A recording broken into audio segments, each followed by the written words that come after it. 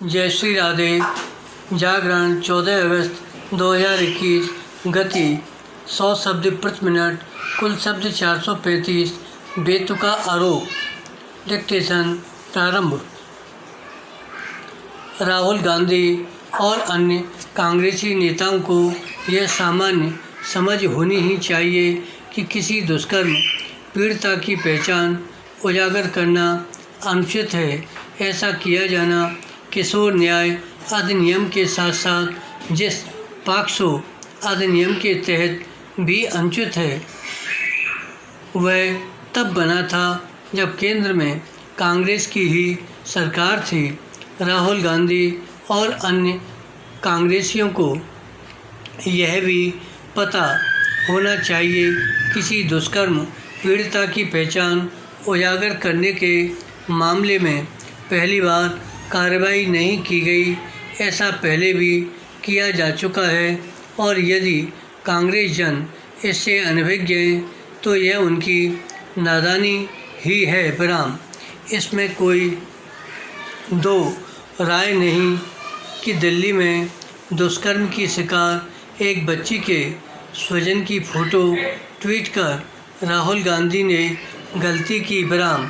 कायदे से इस ओर ध्यान दिलाए जाने पर उन्हें अपनी गलती स्वीकार कर लेनी चाहिए थी। विराम।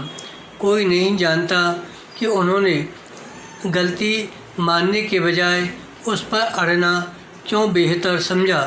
उनके अड़ियल रवैये के चलते ट्विटर के समक्ष उनके अकाउंट्स को लॉक करने के अलावा और कोई उपाय नहीं रह गया। उसने ऐसा ही किया।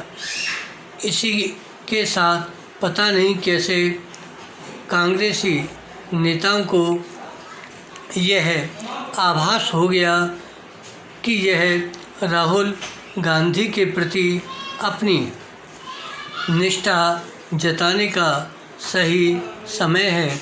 उन्होंने दुष्कर्म पीड़िता बच्ची के स्वजन की उसी फ़ोटो के साथ धड़ाधड़ ट्वीट करने शुरू कर दिए। इसे हद दर्जे की चाटुकारिता और निम्न स्तर की मूर्खता के अलावा और कुछ कहना कठिन है। पैरा। किसी भी दल के नेताओं और कार्यकर्ताओं को अपनी मूर्खता का भौंडा प्रदर्शन करने से बाज आना चाहिए, क्योंकि इससे वे हंसी के पात्र बनते हैं। हास्यास्पद यह है कि राहुल गांधी अब इन विचित्र आरोपों के साथ सामने आ गए हैं कि ट्विटर ने सरकार के इशारे पर उनके खिलाफ कार्रवाई की। इसी तरह की बात प्रियंका गांधी वाड्रा समेत अन्य कांग्रेसी नेता भी कर रहे हैं और इससे परिचित होने के बाद भी कर रहे हैं कि कुछ दिनों पहले तक खुद केंद्रीय मंत्री ट्विटर को उसकी मनमानी के लिए कोस रहे थे। कुछ समय पहले जब ट्विटर ने तत्कालीन केंद्रीय मंत्री रविशंकर प्रसाद का अकाउंट लॉक कर दिया था और उपराष्ट्रपति वेंकैया नायडू के अकाउंट से ब्लू टिक हटा दिया था, तब कांग्रेस जन मज़े लेने के साथ सरकार पर तंज कस रहे थे। आखिर जो ट्विटर अपनी मनमानी से सरकार को तंग कर रहा हो, उसके बारे में कौन यह मानेगा कि वह सरकारी तंत्र के इशारे पर राहुल के खिलाफ काम कर रहा है। विराम।